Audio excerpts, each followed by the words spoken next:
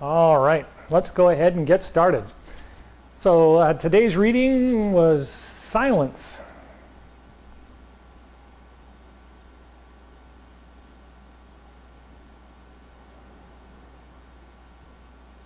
Any other thoughts on that? That's right.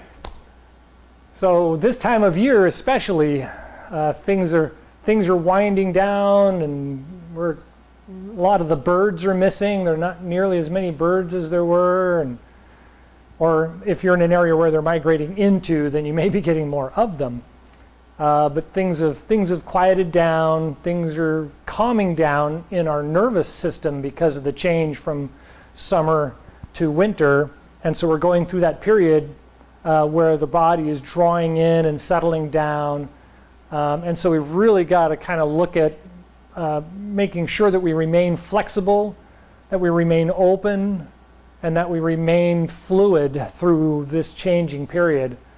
We're also halfway through the white dew chi node, and then we're going to have equinox. So in a couple of days we'll start really noticing day and night are very equal, and that'll last for 5 to 10 days depending on where you are and so on. And so we really talk a lot about trying to remain at not the same breathing ability in the summer that we had because things were just so wide open, but we want to try and keep our breath at least at a good pace of nice long inhales and then nice relaxed exhales. And so one of the things we look at now is instead of moving the body really big, we move the inside more. And so instead of really bringing the arms out and open, we can just squeeze the shoulder blades together by rocking the shoulders backwards. And inhale, and you can see it already lifts my chest up. Just by rolling my shoulders back, my chest comes up. And so you inhale, and then exhale. Inhale, and exhale. And one more.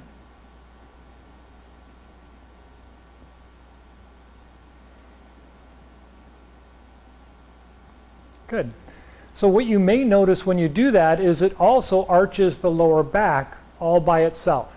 So when you pick up your chest and roll your chest forward, the back arches slightly. And you don't want to accentuate that too much, but you want to feel that movement as kind of a wave.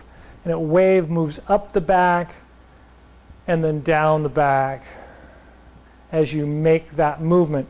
And that helps the backbone and the organs to remain fluid by simple movement. That simple movement does it. And a lot of us who think about this stuff way too much wonder, okay, well, why? How does that work? And so the real common explanation for the Western philosophy is that because the spinal cord leaves the brain and goes down the spine, as it comes down the spine, it leaves the actual sheath itself and goes out and connects to all the organs. So each one of the organs actually has a band of nerves that come out from the spinal cord as it goes down the back before it leaves the back and goes down the legs and nourishes or supports the sensors in the legs. So when we just do this and move the backbone back and forth, we're actually moving the spinal cord and stimulating the spinal cord and all the nerve areas around the organs. And so people that have their back fused or have serious back injuries and can't move the rib cage or the diaphragm very well end up having organ problems really early on in life, or earlier than expected because of that problem. And so finding ways to massage the organs and manipulate the organs or stimulate the nervous system in that area is very helpful this time of year because we're turning in, pulling in and down. So any thoughts on that?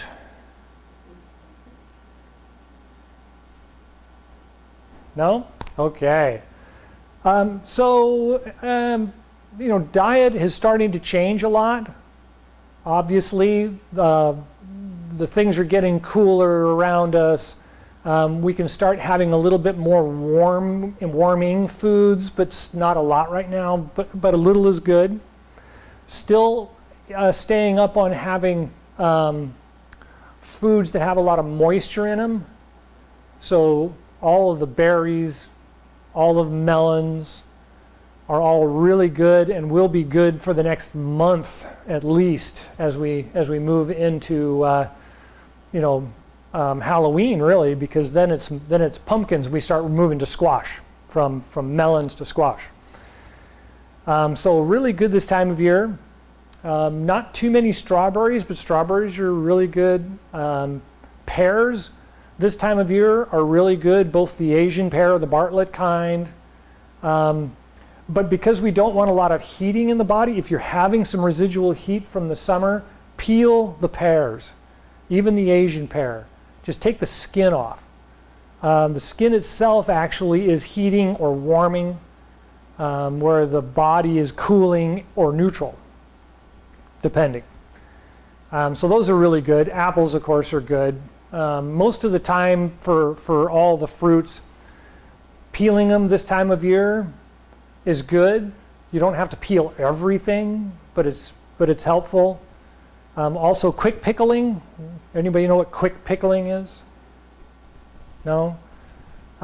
You can take cucumbers and slice them like, 1/4 of an inch, lay them out in a pan and put some salt on them and let them sit until they really start to let the moisture out, and then stir them up a little bit, let them sit about the same length of time, and then rinse them off. Just rinse the salt off of them, and you can add a little bit of vinegar if you want to. You don't really have to, and then chill them and just have a couple of them with your meals. And that really helps the body balance out the liquids, because the salt and the liquids and the cucumber is very draws the moisture out. So that's really good. A quick pickle is really good. Quick sauerkraut, same thing. The Japanese put sugar and vinegar. Yep. Mix that up. Yep. Not too much sugar though. No, not a lot. Just Give them a little sweet. right. It offsets the salt. Yeah. When you're making something really sweet, you add a little salt. And you're making something really salty, you add a little sweet. It's just that whole. You squeeze it all out too, so it's, I don't know. Right? Yeah, or rinse it and move it off. Anyway, there's a whole lot we could talk about. Any thoughts on that? No? Okay. So everybody okay with the moving exercises from last week? Anybody play with those at home? Anybody think about the marionetting or? No? Okay. They're fun little exercises. They make you use the crossing mind pattern, right? They make you think differently in your head. And those are really good to keep the brain and the nervous system flexible as we kind of move into fall and winter. So let's go ahead and do some of the exercises we did last week. We're going to start with that grasping clouds exercise. So you've got one leg forward and you reach out and draw back. So inhale as you reach forward, and then exhale and draw back, and think sinking down as you exhale.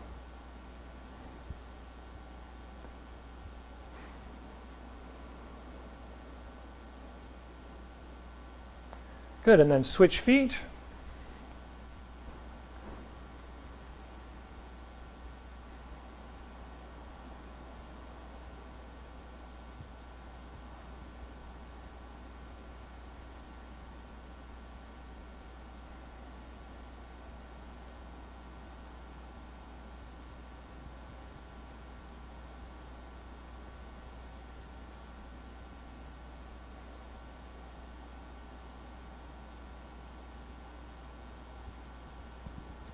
Good.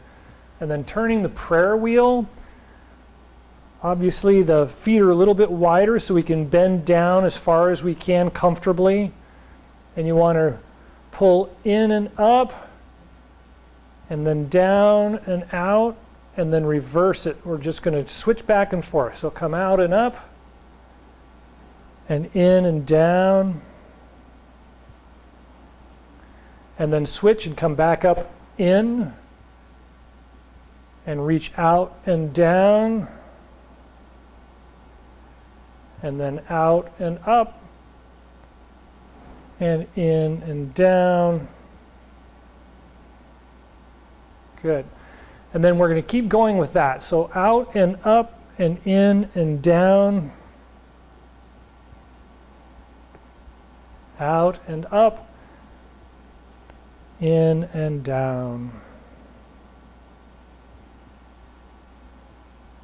One more.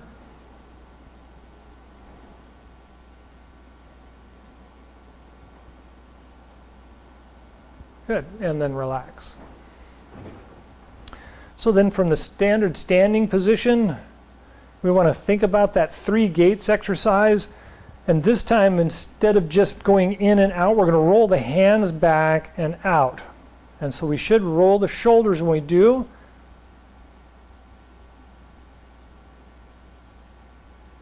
And then roll forward as you exhale.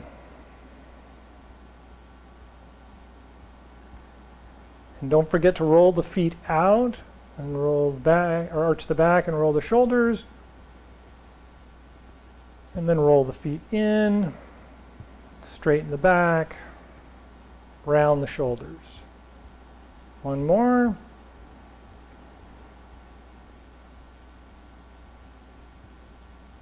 And exhale.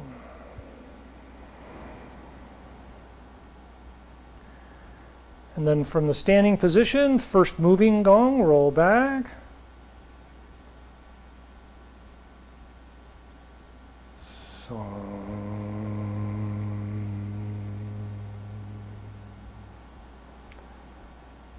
Two.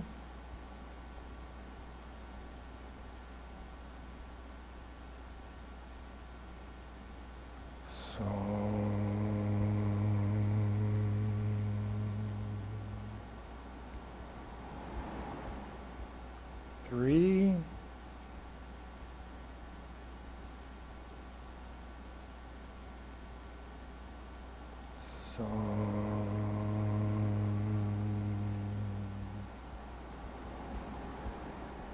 And then second moving gong, start with the fingers at the dantian, and rise up and come out on the toes.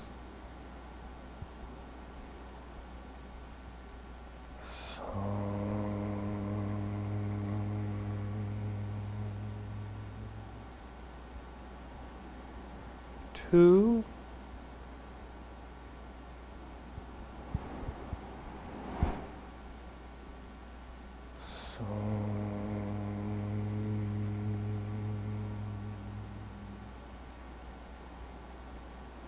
Three.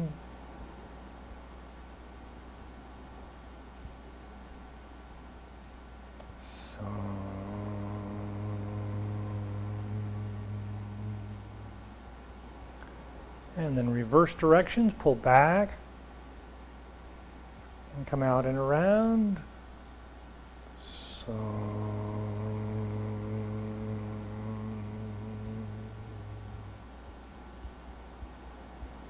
two.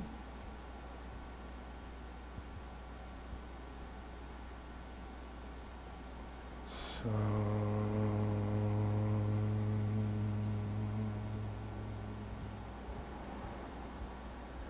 three.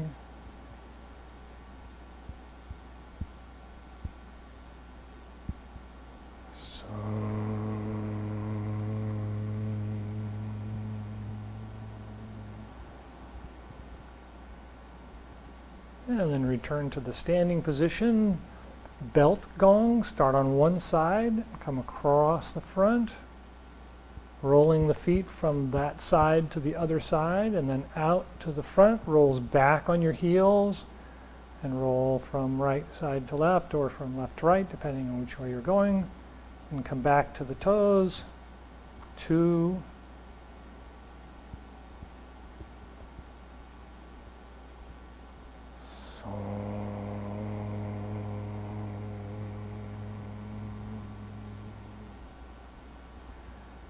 3.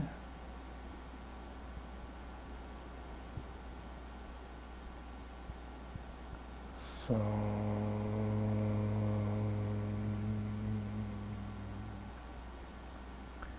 And then change sides and reverse directions. 1. So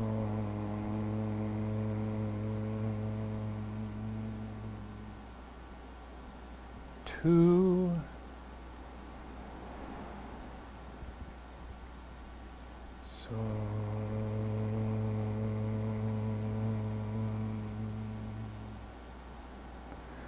3.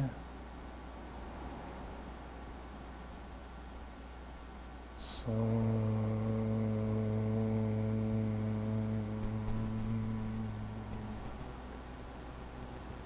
And relax.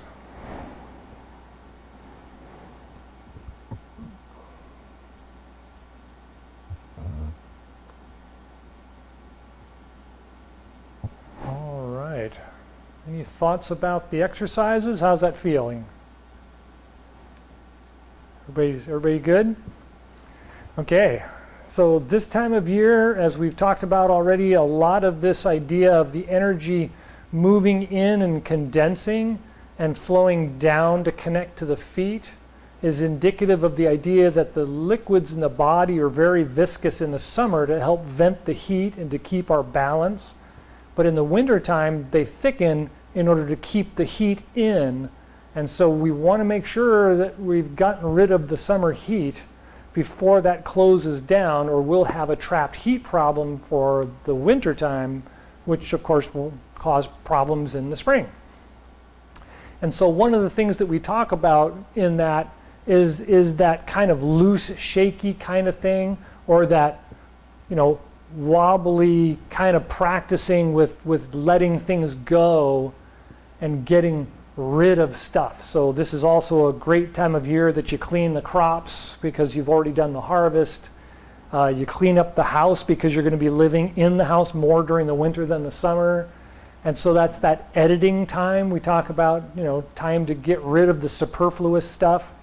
Another thing, of course, that we talk about is when you start having celebrations and parties and so on, they become narrower. It's more family and favorites and things like that instead of just everybody in the neighborhood, come on down. You want to really kind of, thin that down.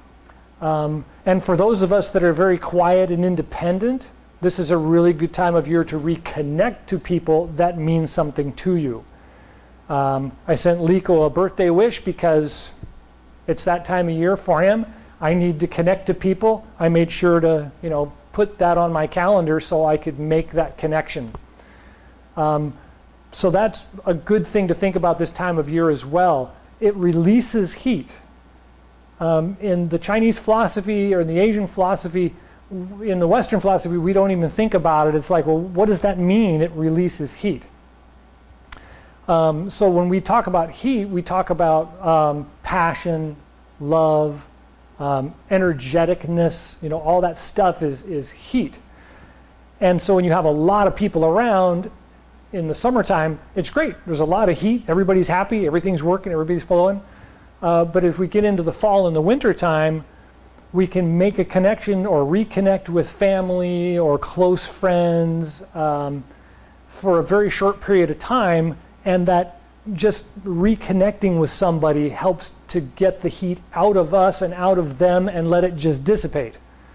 And it's still kind of odd for me because I was raised Western, but the more that I look at the kinds of foods for this time of year and the celebrations for this time of year in both the Asian philosophy and the early European philosophy, they all do that. It's all very simple and covered quite clearly that this is that time of year.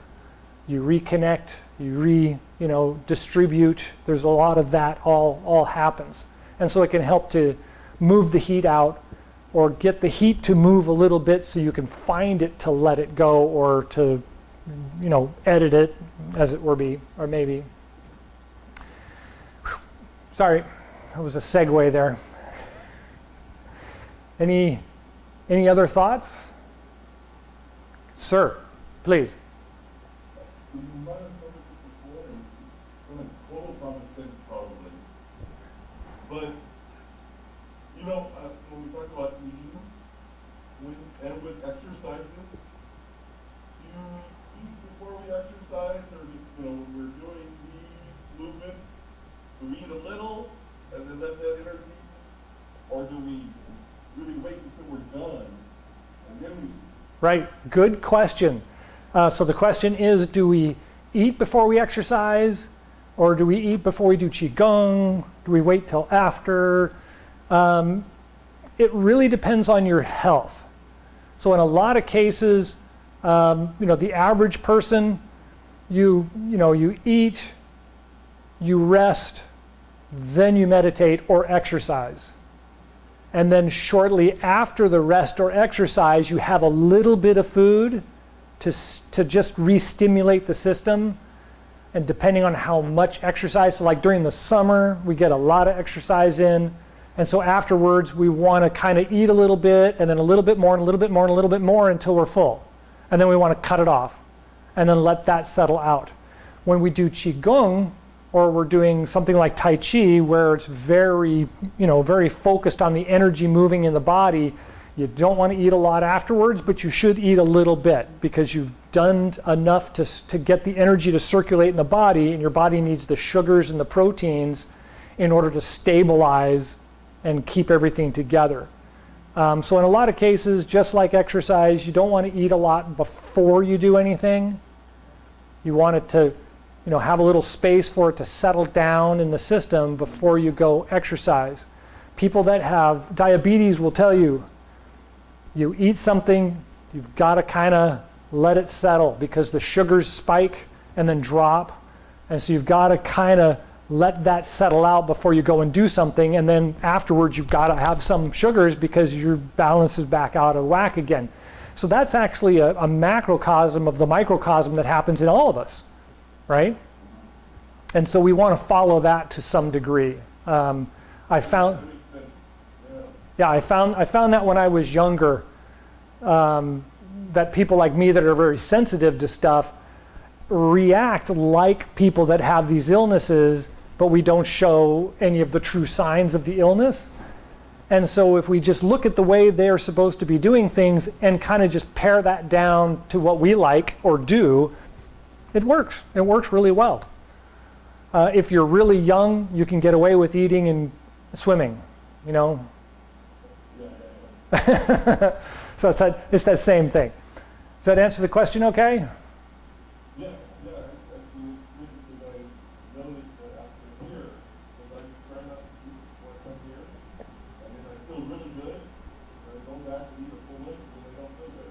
Yeah. So I was Yeah. kind of putting that together, just like I mentioned, eat light, and then let that settle. Yeah. Thank you. Yeah.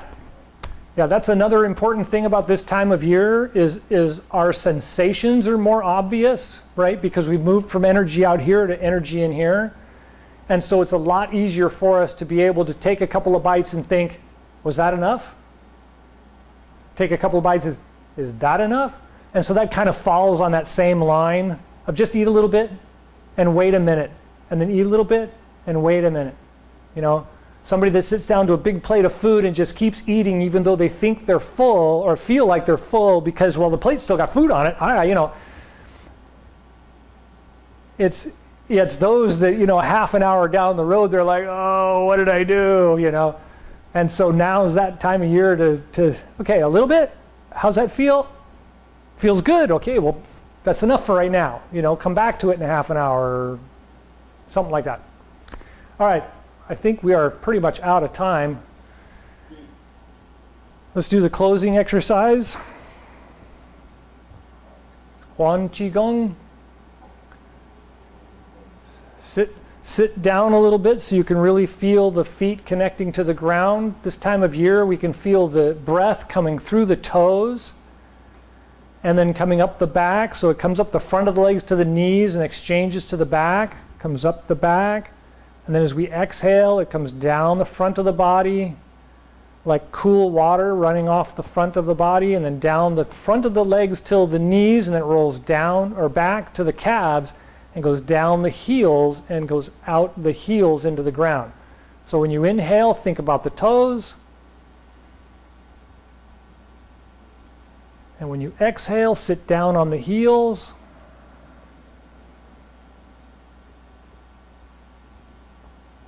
And inhale.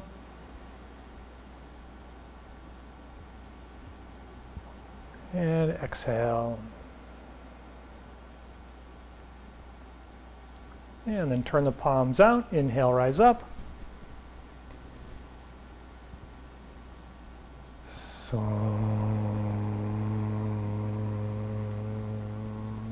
take a breath at the heart and lungs.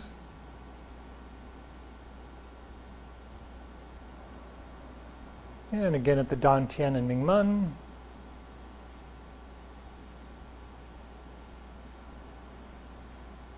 And at the bubbling spring points at the bottoms of the feet. And take a moment to really feel the energy moving down the middle of the body, flowing down to the feet, connecting down into the ground.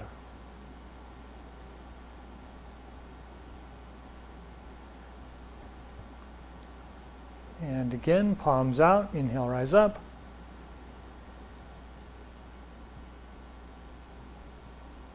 So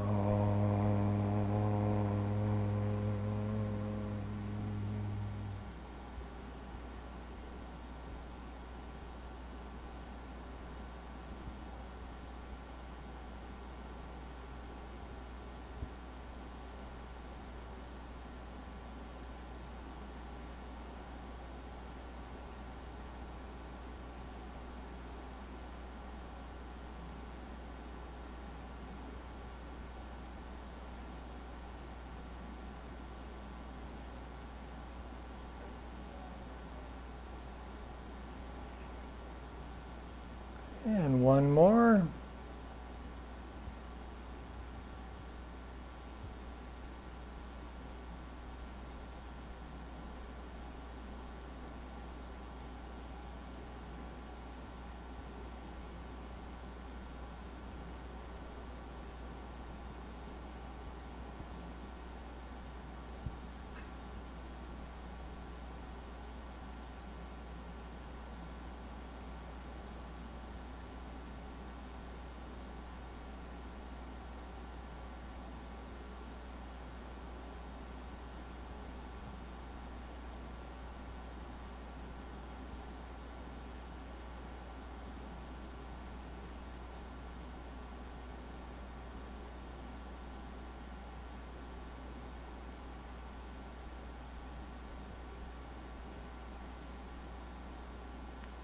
All right. Is that only two? That was three. Any last thoughts or questions? Thank you for coming. Enjoy the rest of the day.